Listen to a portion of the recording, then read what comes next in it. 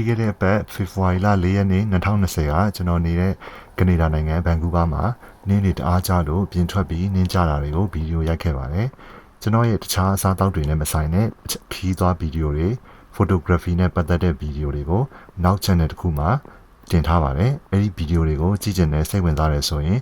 ကျွန်တော်ရဲ့ channel အသစ်ဖြစ်တဲ့ A Burmese from Canada ကို subscribe လုပ်ထားပေးပါနော်။နင်းကြတာကိုဗီဒီယိုရိုက်ပြီးဘိုက်ဆလာတာနဲ့အရန်အေးတဲ့ရာသီဥတုနဲ့အရန်ကိုလိုက်ဖက်တဲ့ VN အမဲသားခောက်ဆွဲကျွန်တော်အတန်ထွက်တာကတော့ 4 လို့အတန်ထွက်တာပေါ့နော်။အဲ့ဒါကိုအပြန်မှာဝင်စားခဲ့ပါတယ်။ပုံမှန်အားဖြင့်တပွဲကို Canadian dollar $10လောက်ပေးရပါတယ်။မြန်မာငွေနဲ့ဆိုရင်တော့12,000လောက်ကျပါတယ်။ဒါပေမဲ့ပကံအကြီးနဲ့စားရတာမို့ပေးရတာတန်ပါတယ်။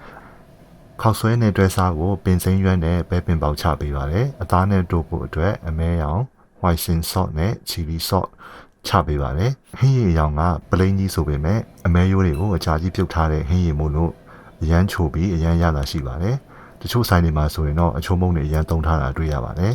ကျွန်တော်ဆိုရင်အဆက်ကြိုက်လို့ငရုတ်သီးတွေထည့်စားတော့ပူပူရှင်းရှင်းလေးနဲ့အေးတဲ့ဆောင်းရာသီမှာဆိုရင်ရန်ကိုစားခြင်းစိတ်ပေါ်မိပါတယ်ဒါကြောင့်ဆောင်းရာသီဘက်မှာဆိုရင်ဒီခောက်ဆွဲကိုတစ်ပတ်တစ်ခါလောက်စားဖြစ်ပါတယ်ကျွန်တော်ကဒီခောက်ဆွဲကိုကျွန်တော်ကိုယ်ပိုင်အတန်အတွက် PHO ကို4လို့အတန်ထွက်ပါတယ်ဒါပေမဲ့ Vietnam လူတွေကတော့ဒီဟာကို Fur လို့အတန်ထွက်ပါတယ်အဲ့ဒါကျွန်တော်က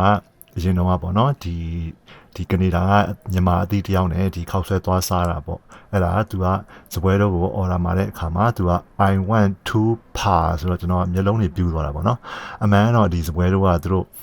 Vietnam အတန်ထွက်တဲ့နီးစက်တော့သဘောပေါက်တယ်ပေါ့နော်fa ဆိုတာ4ပြောတာပေါ့နော်ဒါပေမဲ့ကျွန်တော်ကသူပြောလိုက်တဲ့ I want to pa ဆိုတာကျွန်တော်ကိုယ့်အကိုရှောက်တွေးပြီးတော့ပေါ့နော်ဟာတာတွေဖြစ်နေတာပေါ့နော်ဘာမှမဟုတ်ပါဘူးကျွန်တော်အခုဒီဗီဒီယိုတင်ရင်းနဲ့သတိရလို့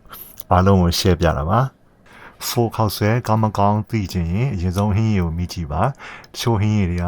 အချိုမုံတွေအများများထားတာကိုတွေ့ရပါတယ်တချို့ဟင်းရည်တွေကတော့တကယ်တဘာဝအသားအရသာချိုတာကိုတွေ့ရပါတယ်ကျွန်တော်ကတော့တဘာဝအတိုင်းချိုတဲ့ဟင်းရည်ကိုပို့တော့ကြပါတယ်ဒီ4ခောက်ဆွဲကိုအမဲသားဂလီစာမျိုးစုံနဲ့မှာပြီးစားလို့ရပါတယ်ကျွန်တော်ကအသားပဲစားရသူမို့လို့ခုလိုအမဲသားနဲ့အမဲလုံးပဲပါတဲ့4ခောက်ဆွဲကိုမှာထားပါတယ်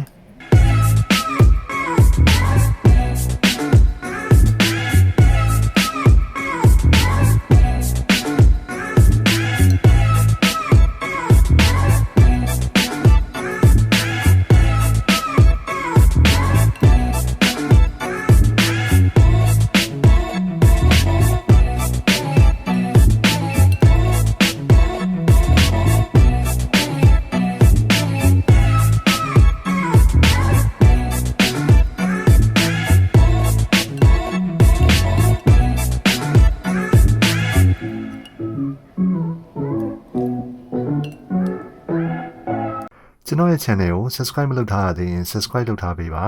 ဗီဒီယိုအသစ်တင်တိုင်းသိရအောင် notification bell လေးကိုလည်းနှိပ်ထားပေးပါအောင်နော်